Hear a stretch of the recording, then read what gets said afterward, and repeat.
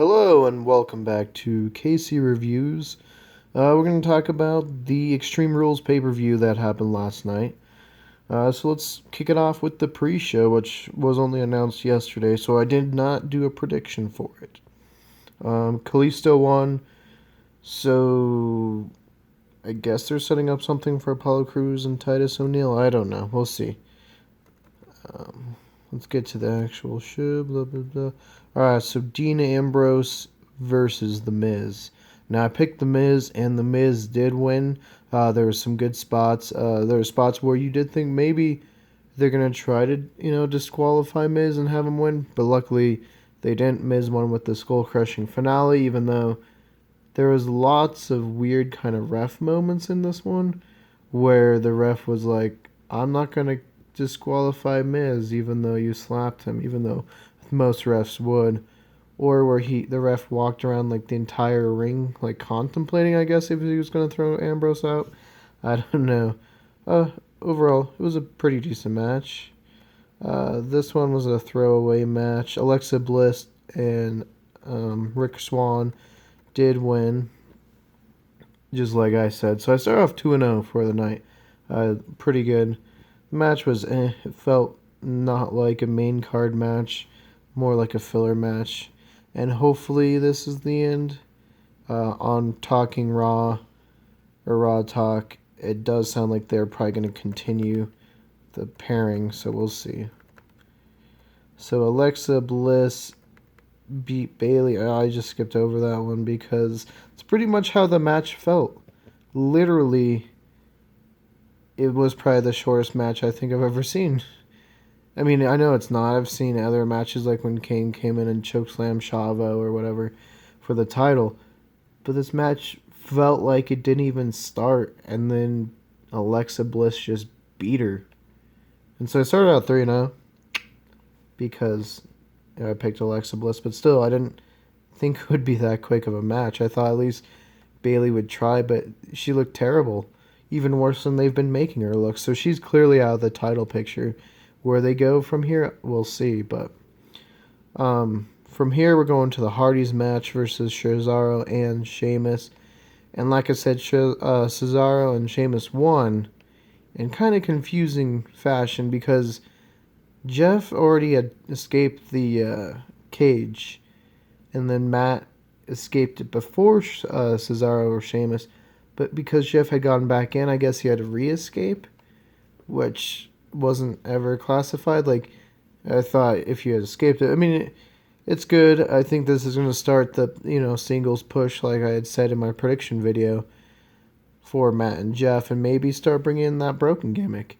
For a while, WWE was not showing, like, this picture of Matt. They had actually changed all their pictures to more of a serious face, more late 2000s Matt.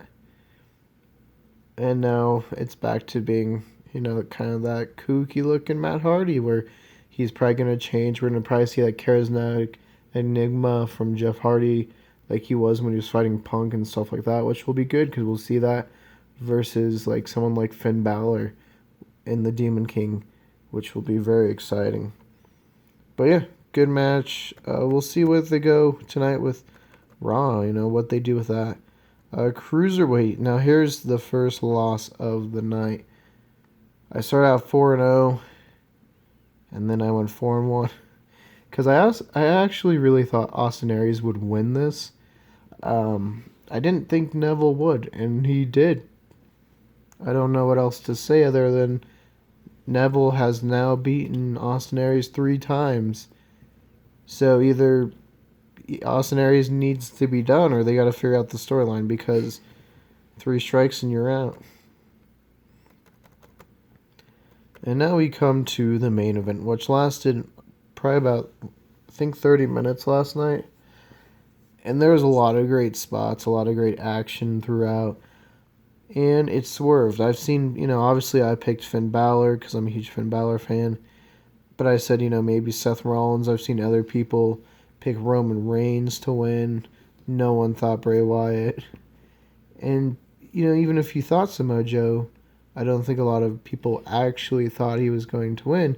And once again, WWE picked someone to win that is kind of a swerve. Samoa Joe won. Uh, but Bray Wyatt did look strong. So, I mean, that's good. Everyone had their moments.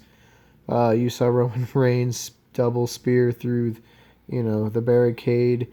You saw Seth Rollins jump off the ring 2 or 3 times to the outside. And it looked for a while, like literally they were beating Finn Balor down. Like I was like, they got to be trolling everyone that picked Finn because they had everybody just like beating the crap out of him. And then he started to make his comeback, and I was like, oh, here it is. This is gonna be it, and it was. But it's because Joe came in, and instead of tapping out, Balor passed out, and Joe won. But instead of doing, like, usually you see them, like, do the arm 3 times, they just did it once and then they called the match. But yeah, so overall, I think the main event saves it from being like a B show, because the main event felt really, really good. And to have that dream matchup that a lot of people have said for Samoa Joe versus Lesnar is going to be great. I mean, who knows if a lot of people outside of the hardcore wrestling fans know about Samoa Joe in TNA or NXT. But when he was in TNA, like, he dominated. So I'm glad they didn't, like, just like what they've done with AJ in WWE's, they haven't really taken away his credentials.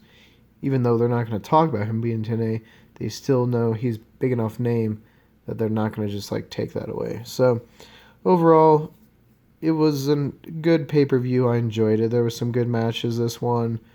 The Miz one was pretty good.